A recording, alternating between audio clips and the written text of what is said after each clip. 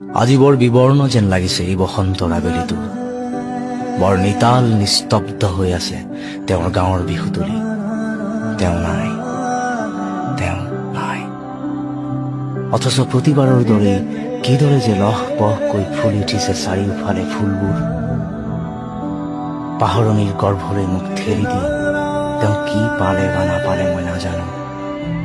অথচ মই হেৰুৱালো তেওঁক, যি এদিন প্ৰতিশ্ৰুতি দিছিল প্ৰতিটো বসন্তৰ প্ৰথম জাক বৰষুণত তিতিম আমি একেলগে।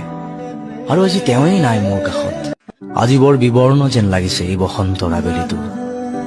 বৰ নিতাল নিস্তব্ধ হৈ আছে তেওঁৰ গাঁৱৰ বিহুতলী। তেওঁ নাই, তেওঁ নাই।